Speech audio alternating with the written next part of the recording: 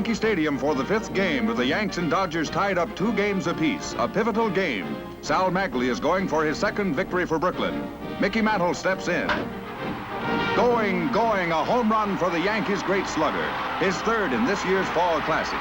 First hit off Magley and the first run of the game.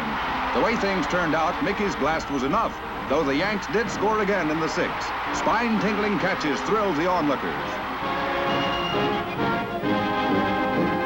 Yogi Berra hits one, and Duke Snider races in for a tumbling catch to electrify the 65,000 fans in the stadium. And more thrills were to follow. Not a Dodger had reached first base off Don Larson, the big right-hander from California, who'd been taken out in the 2nd inning of the 2nd game. 1 down in the 5th, Larson faces Gil Hodges. Hodges powers one towards left center, but Mantle sprints over for the catch. Mickey saves the day. Larson continues his mastery of the Dodgers. 2 out in the 9th, still not a hit. Dale Mitchell is pinch hitting for Magley. He stands between Larson and a perfect game. The tension in the stands is terrific. Here it comes. He strikes him out. The Yanks win a key game 2-0, and Don Larson is baseball's man of the hour. He pitched the first no-hitter in a World Series and the 2nd perfect game in the history of the major leagues.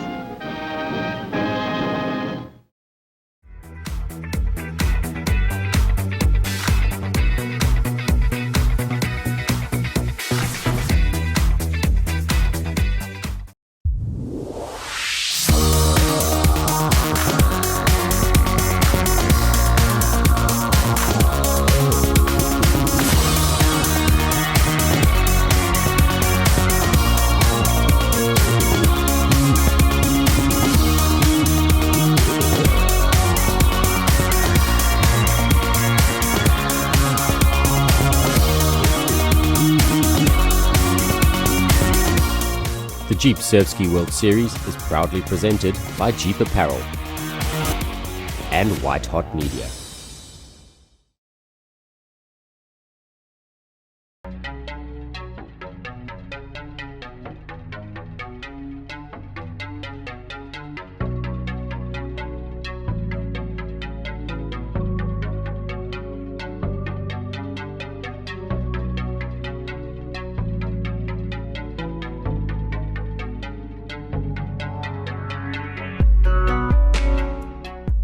It's the 10th race in the 2014 Surfski World Series, and paddlers are in East London for the Pete Marlin Surfski Challenge, a 21-kilometer downwind from Orient Beach to Yellow Sands. We're here in East London for the 10th race in the World Surfski Series, and the guys in East London, they know how to run a good open ocean surfski race. And as far as surfski paddling goes, this is going to signify exactly what a surfski race is about. It's going to be open ocean. There's really, really good conditions predicted.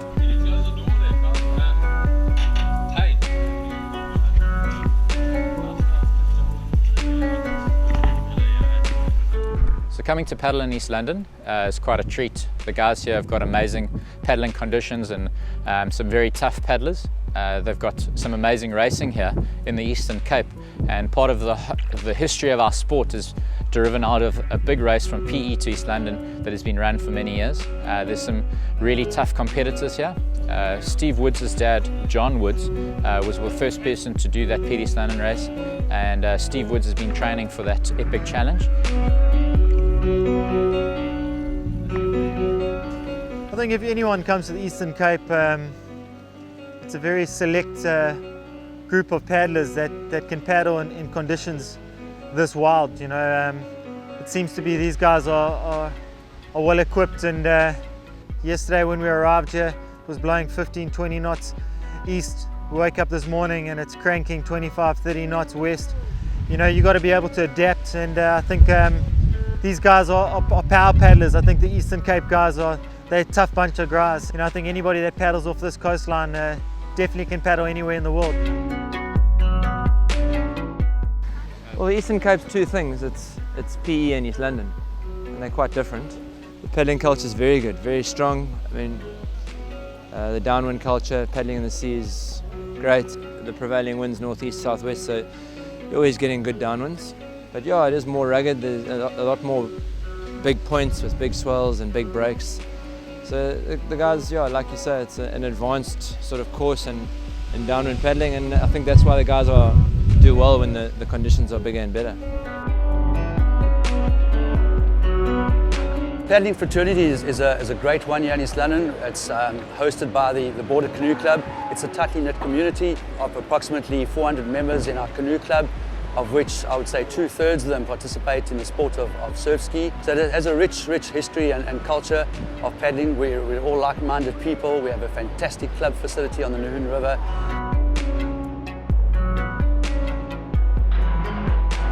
So essentially the Pete Marlin race is a memorial race for the late Pete Marlin, who passed on 23 years ago in a tragic incident in the Maas River race. And this race has been run as a memorial race since then. And with the active involvement of paddlers and sponsors, namely Automall and Dischem, we've managed to take this race from one level to the next level each year since 2010 when we had SA Champs here. So the field here at the Dischem Automall Pete Marlin is one of the strongest for the year. Being a World Series race, it's attracted guys from all over the country. Specifically, a lot of the top guys from Cape Town, like David Mocker, are here to do the race. We've got a big contingent from Durban that's travelled down with Hank Marigo, the recent double world champion at the ICF Marathon World Championships. Matt Bowman and Grant van der Walt are stalwart competitors on the international scene, as well as a couple of internationals. Austin Kiefer from the USA, as well as a couple of French guys that are out training in Cape Town at this time of year up for the race, giving it a very international feel. From a course perspective, we pride ourselves in the fact that we've got a great course that runs from Orient Beach to Yellow Sands, or in reverse, depending on the wind direction. We believe it to be the right distance and safe, and from a downwind perspective, we have great runs on offer along this coastline.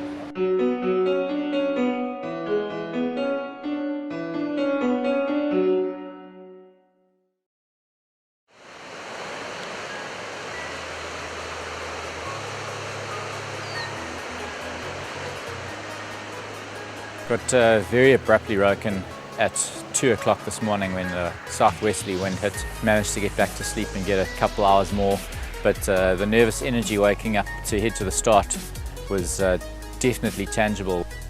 Got up this morning and it seemed fairly calm, but as soon as we got down to the beach this morning, the race organisers, they had made the start of the race very early.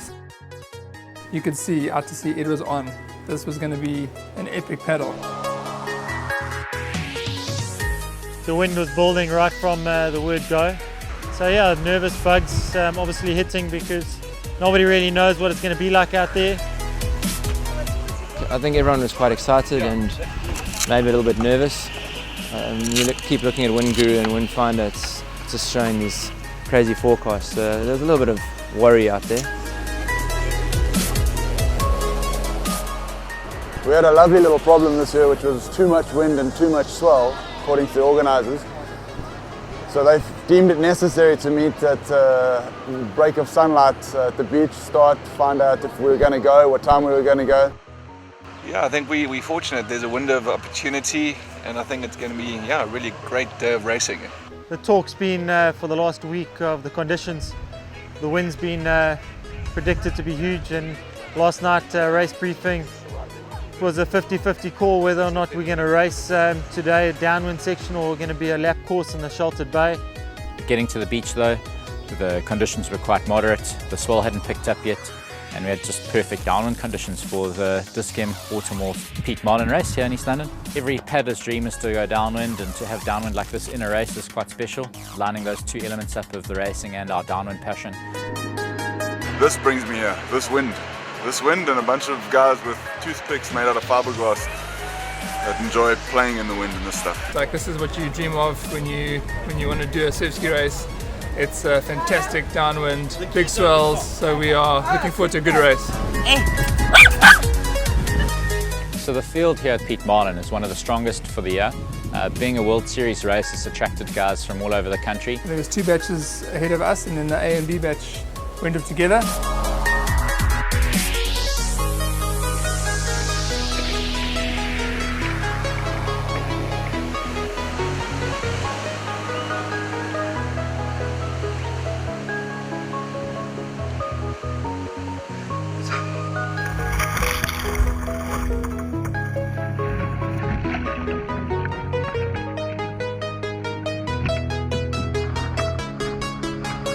I think the gun went off at just after 7 a.m.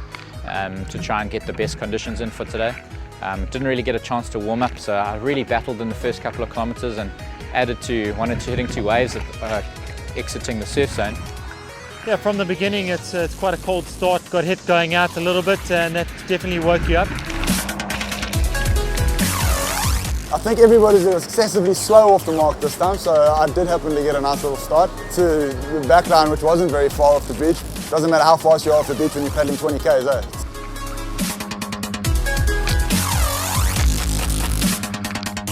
For me, it was a no-brainer. We were going to go deep.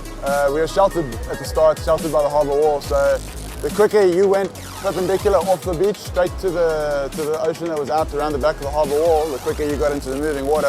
I think David and Hank were in an almost identical mindset. And then it was quite a high pace. You know, Matthew Bowman shot off, he had a great start. And basically we were just sort of matching each other. So we sort of just headed straight for the runs, which is a bit of a longer course than the other guys, but we would obviously get into the runs quicker.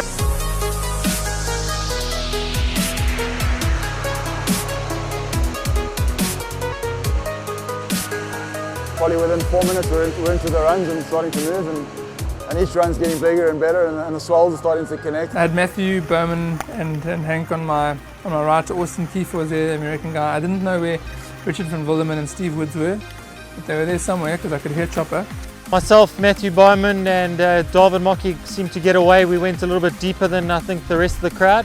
The first batch started like 15 minutes in front of us, and you're going through the back of all of them.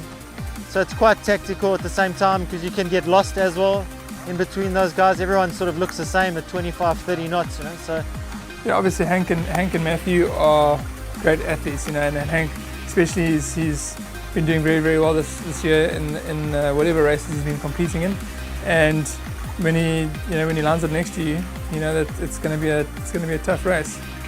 For me, I had a race plan that I was going to put into place, and very similar to the last time I paddled here. I had the same route planned out, which was head out to the harbour wall and then left turn. I've got a little point that I sort of line up with, and then I try and stay just a few hundred meters off the Ganubi point, and that seems to set you up with the right line into yellow sands. And then it's a matter of just picking run after run. You know, you just got to put your head down and hopefully back your line, and it's going to pay off in the end. It seemed that we sort of split out in a line. Myself, I was a little bit deeper, than Matthew and Hank were a little bit inshore, and we stayed on a line. At that stage, the runs and the swell just got really big, and the wind really started blowing, and that's when you lose sight of guys. So I just basically focused on catching one run at a time, and didn't try and think too far ahead, just trying to look for the troughs in front of me and keep the boat moving forward. It's almost on survival point out there, and I think it's a lot harder to do really well in downwind racing because there's a lot more power involved. And obviously you've got the locals, Steve Woods, Bevan Manson, so you're always looking at them for the local knowledge, which route they're going to take. And then you've got the guys like David Mocky and Matthew Bowman, which I'll definitely say the more experienced guys on the field, which you've got to pick your opposition. And I sort of went for David and Matthew today. And so all of a sudden these big sort of ground swords started coming off your right shoulder, but the wind was sort of pushing a little bit offshore. So you kind of had to catch runs out to sea and then get onto a big one back into shore. And a lot of times they would actually make these great little V's that you could just pop your nose into. The turning point for me in this race was really just opposite Nahoon. I was the deeper line out.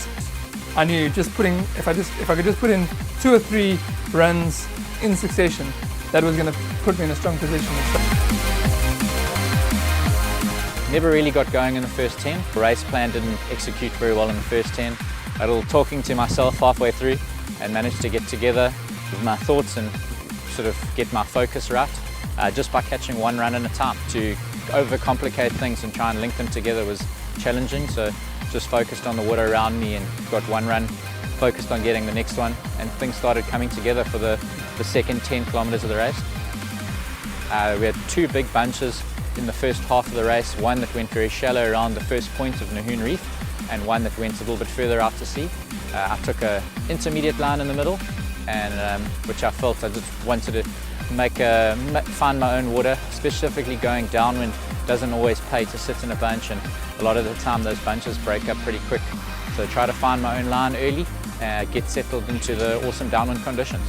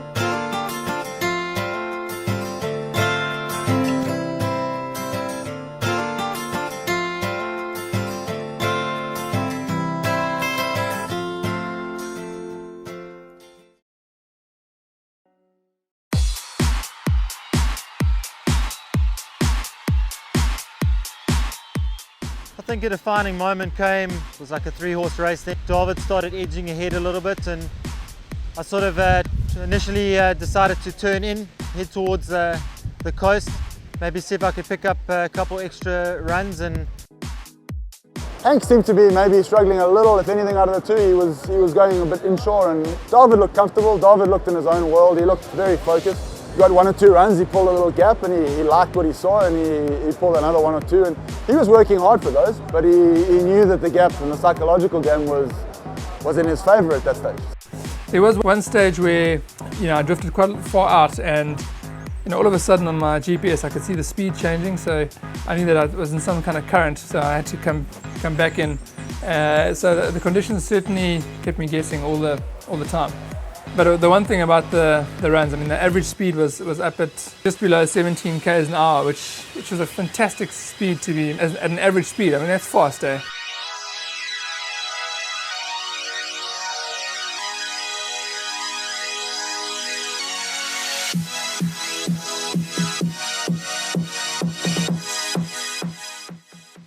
I passed a couple of paddlers off Ganubi Point, which is just after halfway, which upped the confidence a little bit, and really was comfortable on the second 10 k's. Managed to catch a lot of paddlers up. Felt like I was creating a lot of power in the boat was running well, and felt really good.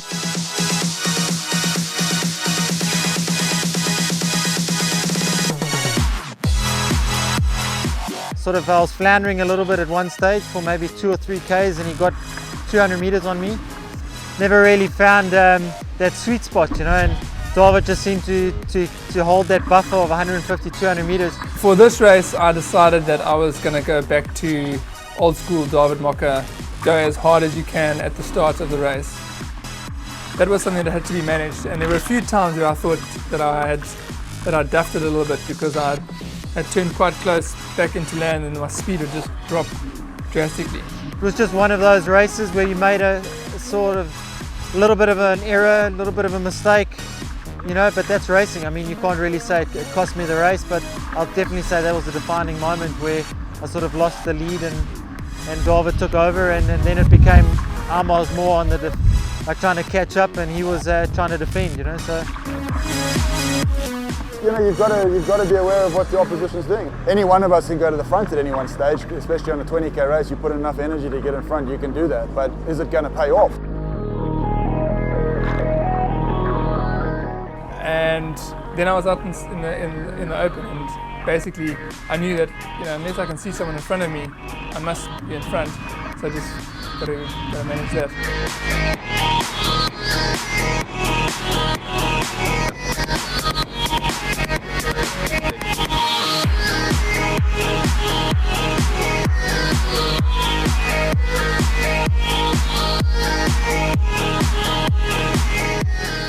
it's never over. It's never over, and it's never over. Because at the finish, we always, boom, manage to suck to each other like magnets, and it's always close. And you always go, why didn't I push that little one bit? Or why didn't I just stay calm that one little bit? But David did pull a big distance. Once I couldn't see him, I lost sight of Hank too. Made a couple mistakes.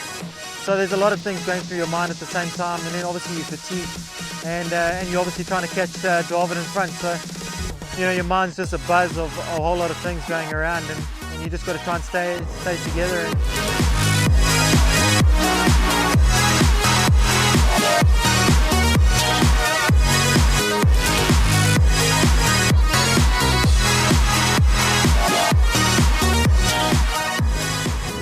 The race course is just around 22 kilometers, and from 17 k's into the race with 5 k's to go, you're very much so focused on your line into the finish. The finish is really important in this specific race because there's a big right-hand point a couple of 100 meters from the finish line, and if you can get a wave through that area, you can gain minutes at a time.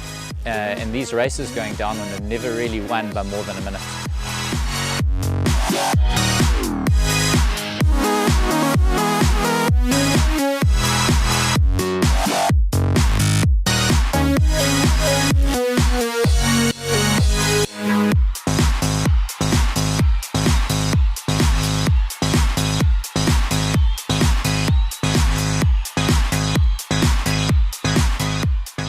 About 3 k's to go. You know, I was looking down at my GPS. I knew this was the point. I mean, it's also quite hard to see where you are as well because it's so wild out there. But you could definitely see the different color in the water. The water was really brown around the point, so you didn't want to go too close and get stuck in that current. You know, I stayed a bit wide. I could see David was trying to look for a wave just in front of me, and I looked behind. Quite nerve-wracking to look behind and see the size of the swell following you. Came on the point and I couldn't see anyone paddling onto the beach, although I still really wasn't 100% sure, but I thought, flip, I think I've got this one.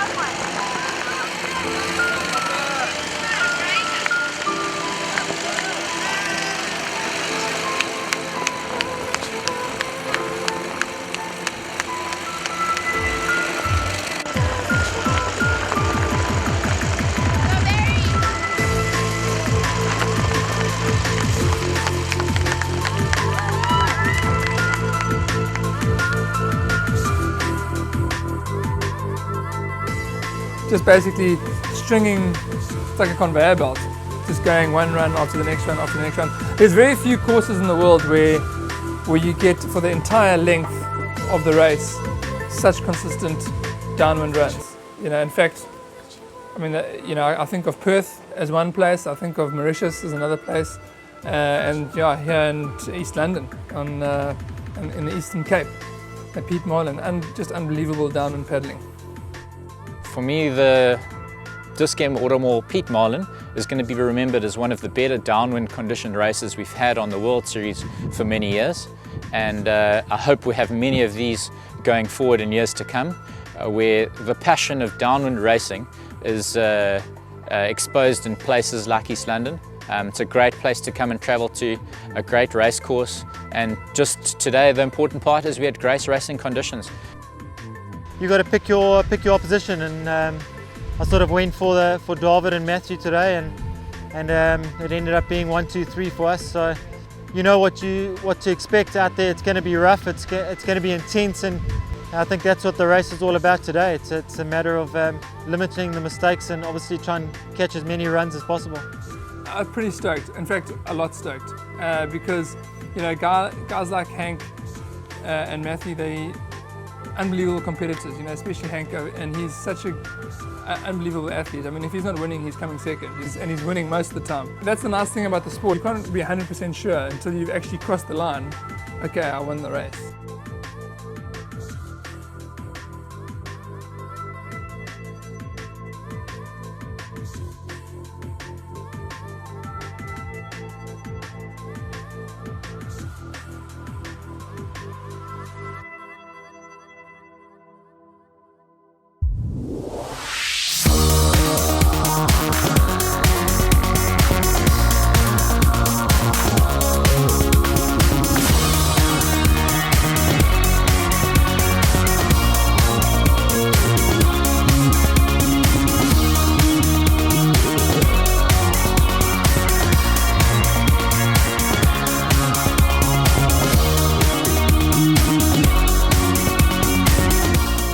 The Jeep Surfski World Series is proudly presented by Jeep Apparel and White Hot Media.